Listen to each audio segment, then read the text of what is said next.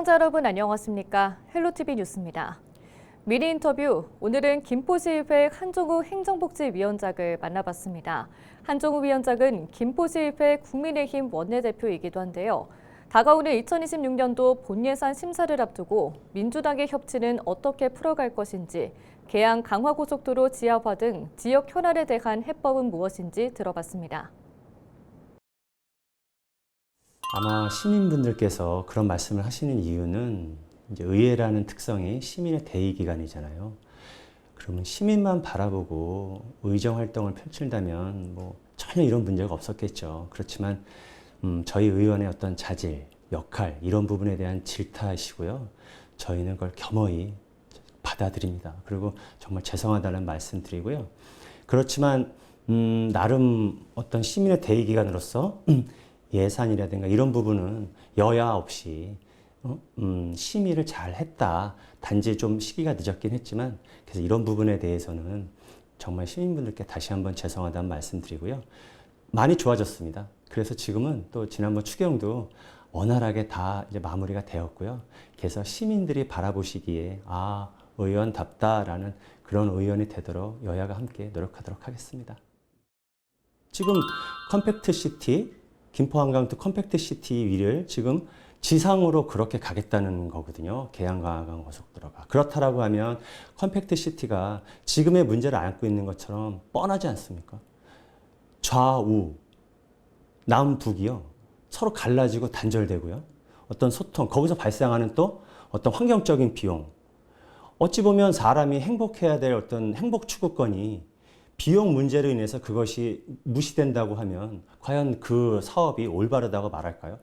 사실은 여러 번 저희가 한국도로공사, 그다음에 국토교통부, 국토부, 그다음에 LH에도 작년부터 계속 저희가 어떤 이런 개선점을 요구했거든요. 그런데 여러 가지 이유로 아직 답변을 주지 않고 있는 것으로 알고 있습니다. 사실은 제일 중요한 건 인간의 행복 추구권이죠.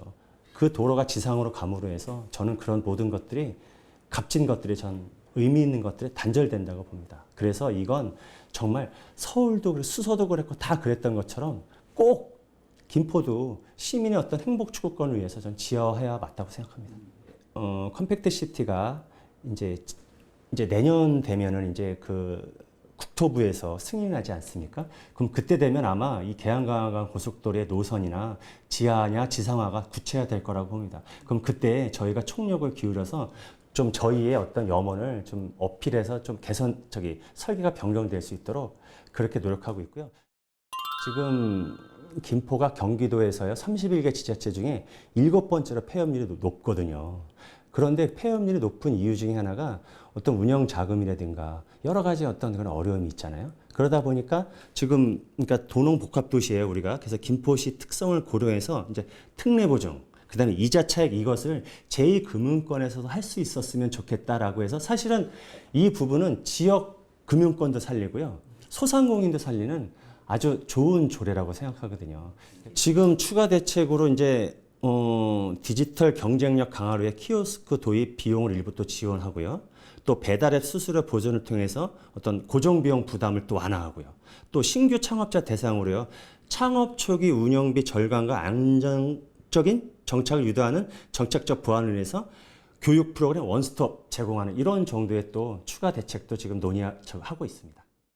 사실은 민주당과 저희 당 같은 동료 의원끼리 신뢰가 무너진 게 사실입니다. 자, 그 신뢰가 무너진 것이 누구의 잘못을 떠나서 의원 스스로가 어떤 역할을, 어떤 책임감을 다하지 못했기 때문이라고 생각하거든요. 그래서 우선은 신뢰 회복하는 데 저는 집중하고 있고요. 근데 지금 신뢰가 많이 저는 회복됐다고 보고요. 그리고 저희는 무조건 양보할 겁니다. 예. 저희가 과거에는 지키는 데 우리가 중점을 두었다고 하면요. 이제는 시민을 위해서 우리가 양보하겠습니다. 그러면 민주당도 충분히 서로 양보할 거라고 생각합니다. 그래서 내년 예산이 아마 시민들이 원하는, 바라는 그런 선에서 잘 통과되지 않을까 생각합니다. 중국 출장에서 복귀한 김동연 경기도지사가 긴급회의를 열고 정부 온라인 시스템 마비 사태에 대한 경기도민의 불편을 최소화할 대응책 마련을 요청했습니다. 김 지사는 지난 28일 오전 경기도청 재난안전대책본부 상황실에서 김성중 행정 1부지사와 최용철 소방재난본부장 직무대리, 이종돈 안전관리실장 등 관련 실국장이 참석한 가운데 경기도 정보시스템 긴급조치 상황 점검회의를 열었습니다. 경기도에 따르면 경기 주거복지 포털 등 나머지 26개 서비스는 이상이 없는 것으로 조사됐습니다. 도는 경기도 홈페이지 등을 통해 중단된 서비스와 대체 창구를 안내하고 있으며 국민신문고 장애복구시까지 120 콜센터 비상근무를 실시합니다. 김 지사는 신속하게 대책을 들어서 차질 없이 해주길 바란다고 말했습니다. 경기도가 버스 총파업에 대비해 비상근무 체제에 돌입한다고 29일 밝혔습니다. 경기도 버스 노조는 9월 30일 최종 협상 결렬 시 10월 1일 첫자부터 총파업에 나선다고 예고했는데요. 도에 따르면 현재 노조는 공관관리제의 경우 서울시 수준의 임금 인상, 민영제의 경우 탄력 근로제 연장 반대와 1일 2교대제 전환 등을 요구하고 있습니다.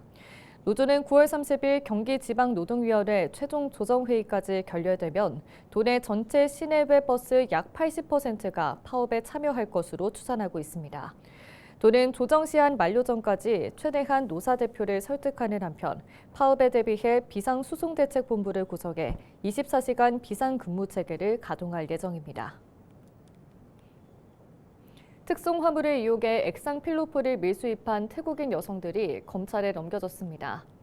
인천공항세관은 마약류 관리에 관한 법률 위반 혐의로 지난 7월 태국 국적의 불법 체류자 30대 여성 2명을 구속 송치했다고 밝혔습니다. 세관은 지난 7월 초 태국발 특송화물에 대한 정밀 검사를 통해 화장품 병 속에 은닉된 액상필로폰 32.67g을 적발하고 즉시 수사에 나섰습니다. 수치 장소 주변을 탐문 조사해 해당 주소지가 고시원 건물임을 확인하고 건물 앞에 놓인 택배 상자를 수취하던 30대 태국인 여성 A씨를 현장에서 검거했습니다. 또 공범인 30대 태국인 여성 B씨 역시 파주 소재 거주지에서 긴급 체포했습니다. 거주지에서는 같은 형태의 빈 화장품병과 필로폰 투약 도구 등 증거물이 추가로 확보됐습니다.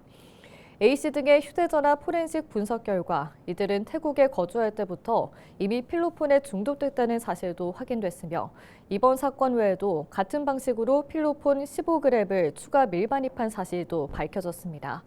세관은 조사 과정에서 확보한 태국 현지 발송인 정보를 태국 수사기관과 공유하는 등 국제 공조 수사도 진행하고 있습니다.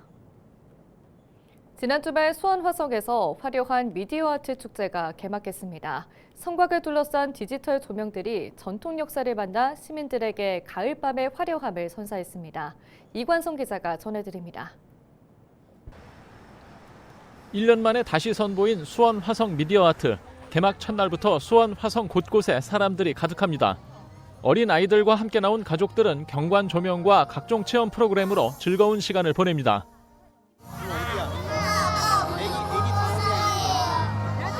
수원 화성 미디어 아트의 볼거리는 단연 성곽을 비추는 디지털 조명입니다.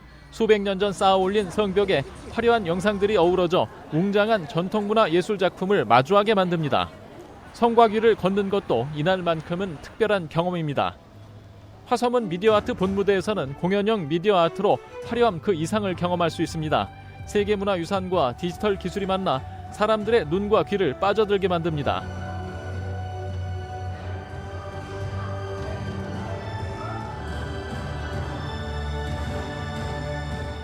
그 새 나오는 거, 네 그게 제일 좋았던 것 같아요. 그리고 마지막에 불꽃 해가지고 같이 나오는 거. 해마다 한다고 들어가지고 매해 지금 오려고 일단은 처음이라서 애들한테 먼저 보여주고 싶어갖고 첫날 온 거거든요. 수원 화성 미디어 아트는 전통문화 콘텐츠가 낯선 시민들에게도 특별한 경험을 선사합니다. 한국 전통은 계속 했으면 좋겠어요. 사물놀이 같은 거? 네, 이렇게 머리 해가지고 이렇게 돌리는 거 있잖아요. 그거 전통. 상모놀이. 맞아요. 그리고 그 사자를 입혀가지고 하는 거 있잖아요. 그런 것들 한국 문화유산 그런 것들 했으면 좋겠어요. 2025 수원 화성 미디어 아트는 10월 12일까지 화서문과 장안문, 창룡문과 팔달문 일대에서 화려한 빛을 선보입니다. 헬로티비 뉴스 이관서입니다. 아카데미 공식 지정 국제영화제인 제27회 부천 국제 애니메이션 페스티벌이 다음 달 24일 개막식을 시작으로 닷새 동안 부천 일대에서 열립니다. 이번 영화제 상영작은 31개국 115편으로 CGV 부천을 비롯한 한국 만화박물관 등 5개 극장 8개 스크린에서 관객들을 만납니다. 올해 장편 경쟁작은 프랑스 작품 리틀 아멜리 등 9편으로 개막작은 아오키 야스히로 감독의 차오가 선정됐으며 이집트 왕자 감독 브렌다 체프먼 감독이 심사위원작을 맡았습니다.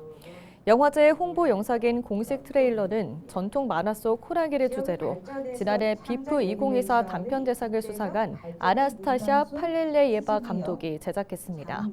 또 영화제 기간 동안에는 애니메이션 콘텐츠 마켓을 비롯해 야외 상영회, 부천 피라모닉 오케스트라 애니사운드 등 시민 참여 행사가 이어질 예정입니다.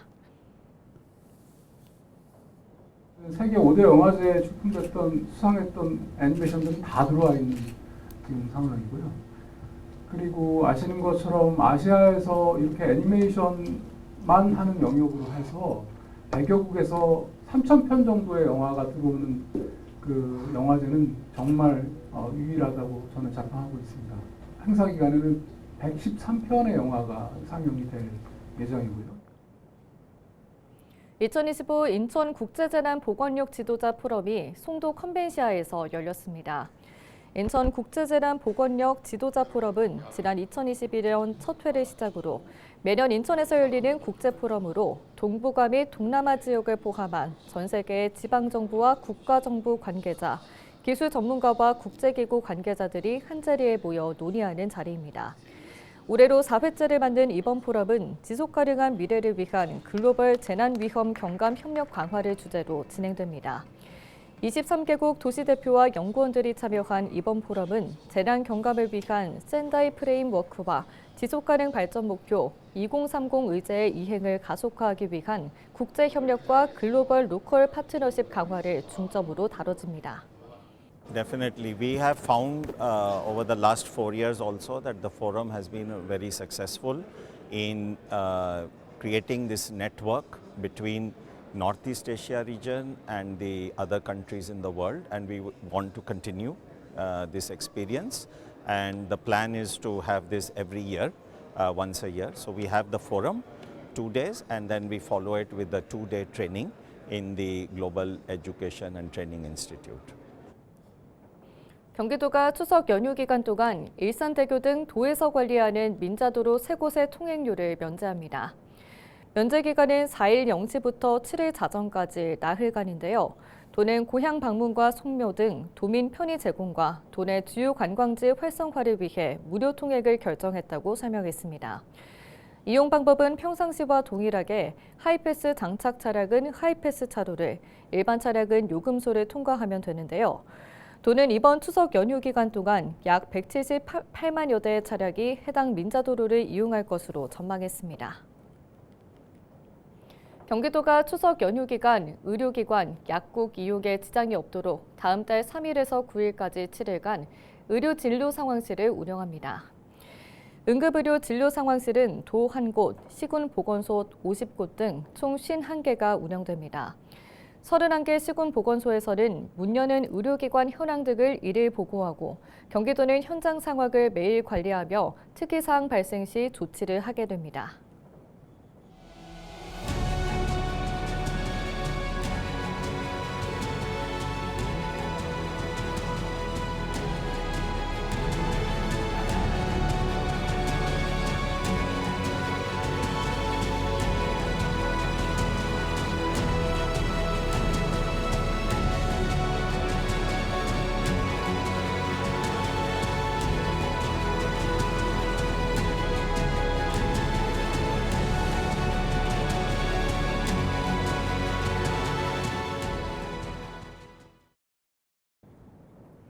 이상으로 뉴스를 마칩니다. 시청해주신 여러분 고맙습니다.